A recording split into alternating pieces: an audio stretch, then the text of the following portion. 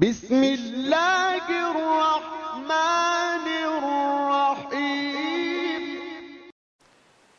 السلام علیکم ورحمۃ اللہ وبرکاتہ۔ الحمد للہ وحدہ والصلاة والسلام علی من لا نبی بعدہ، اما بعد۔ معزز سامعین، قابل صد احترام بزرگوں، دوستو، گزشتہ آپ حضرات کے سامنے عظمت قرآن بھی پیش کی گئی، تعوذ کی تفسیر بھی پیش کی گئی، اس کے بعد میں بسم اللہ کی تفسیر پیش کی گئی، اور بسم اللہ میں جو فضائل تھے وہ آپ کے سامنے بیان کیے گئے، اور شان نزول تو نہیں بیان کیا گیا، البتہ نزول کی کیفیت کہ کس طرح نازل ہوئی اور اس وقت کیا کیفیت بنی تھی وہ بھی آپ حضرات کے سامنے پیش کر دی گئی۔ اور ختم کرتے کرتے ایک بات آپ کے سامنے یہ بھی بیان کی گئی تھی کہ مطالعے میں چند چیزیں اگر اور ملی اس کے تعلق سے تو آپ حضرات کے سامنے پیش کی جائیں گی، اس لیے مناسب سمجھتا ہوں تاکہ آپ لوگوں کا بھی فائدہ ہو، اس لیے جو باتیں اور روایتوں میں ملتا ہے وہ بھی آپ حضرات کے سامنے بیان کر دیا جائے تو بہتر ہے کہ اس کے نہ پڑھنے میں، یعنی بسم اللہ الرحمن الرحیم کے نہ پڑھنے میں انسان کن کن دشواریوں سے گزرتا ہے، کن نقصان کو اس کو سامنا کرنا پڑتا ہے، یہ بھی آپ حضرات کے سامنے بیان کر دیا جائے تو بہت زیادہ مناسب معلوم ہوتا ہے کہ آپ حضرات کے سامنے بسم اللہ الرحمن الرحیم کی فضیلت بیان کی گئی، اس کے فضائل کے ساتھ ساتھ آپ حضرات کو یہ بھی بتایا گیا یہ آیت بھی ہے اور دوا بھی ہے اور دعا بھی ہے۔ یہ تیسرا جملہ اس تفسیر میں آپ کے سامنے آیا کہ یہ دعا بھی ہے۔ انسان جب اس کو ہر چیز سے پہلے پڑھتا ہے تو انسان اپنے لیے اللہ رب العزت کی مدد طلب کرتا ہے، اور گویا کہ اللہ رب العزت کے حضور میں وہ یہ بات پیش کرتا ہے کہ اے میرے رب، میں فلاں کام شروع کر رہا ہوں آپ کے نام سے، آپ مجھے اس میں برکت دے دیجیے۔ چونکہ اس میں برکت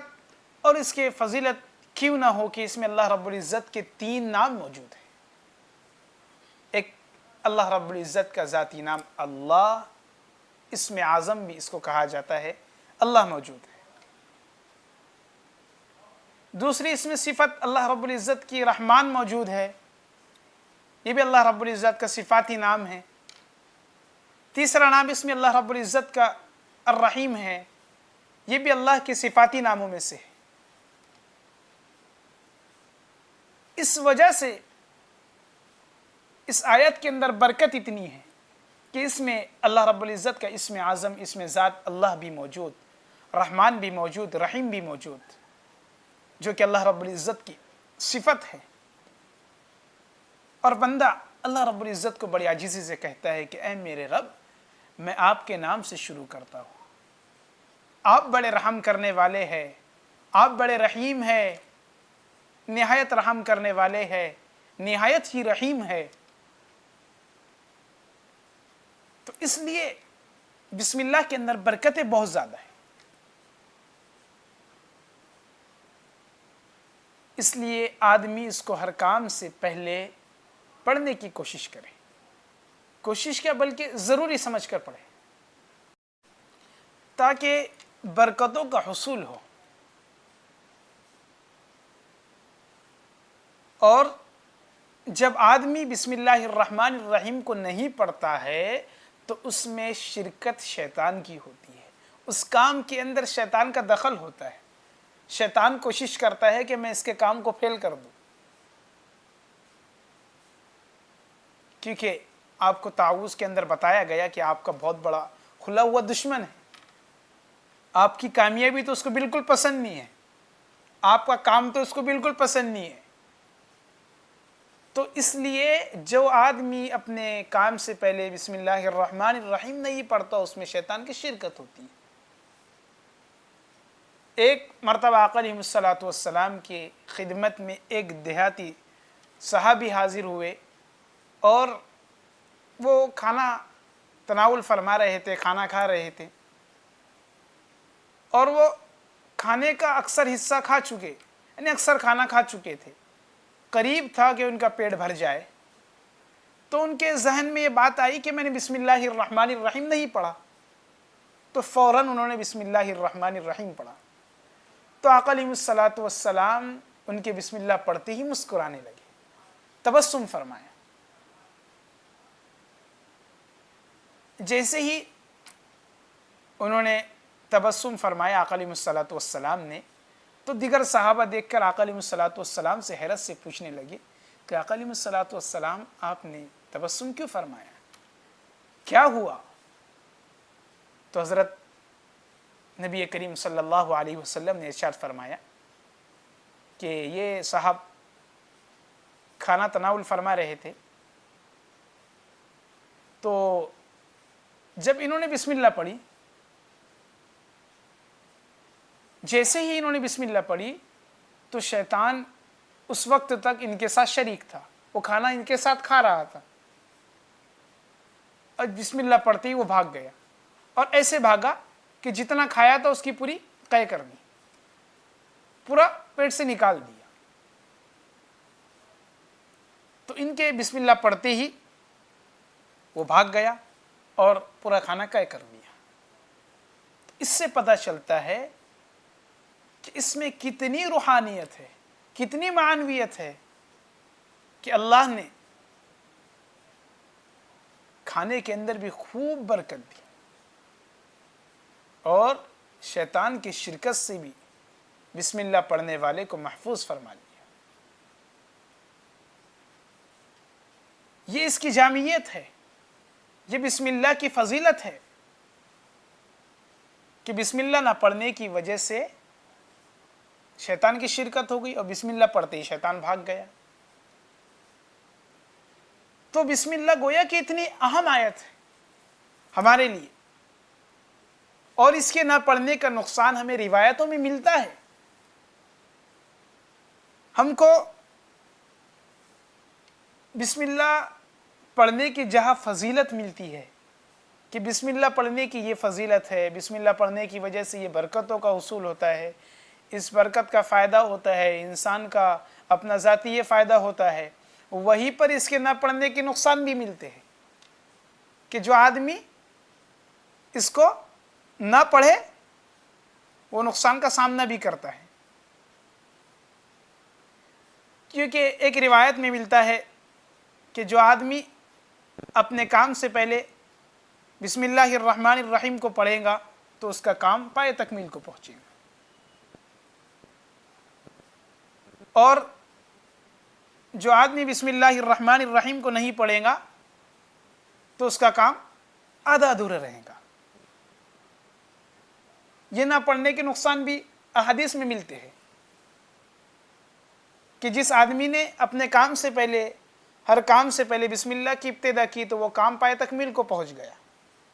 اور ایک آدمی نے اپنے کام سے پہلے بسم اللہ سے اس کام کو شروع نہیں کیا تو وہ کام آدھا ادھورا رہ گیا۔ یہ روایتوں میں ملتا ہے۔ پڑھنے کے فضائل بھی، نہ پڑھنے کے نقصان بھی ملتے ہیں۔ جہاں ہم نے فضائل سنا وہاں پر ہم کو نقصان کو بھی مد نظر رکھنا چاہیے کہ نہ پڑھنے کا اتنا بڑا نقصان ہے، اور پڑھنے کے اتنے کثیر فوائد ہیں۔ اللہ رب العزت نے واقعتاً ہمارے لیے یہ ایک آیت اتنا بڑا تحفہ بنا کر کے دیا کہ یہ آیت جہاں بیمار کے لیے دوا کا کام کرتی ہے اور حاجت مند کے لیے دعا کا کام کرتی ہے،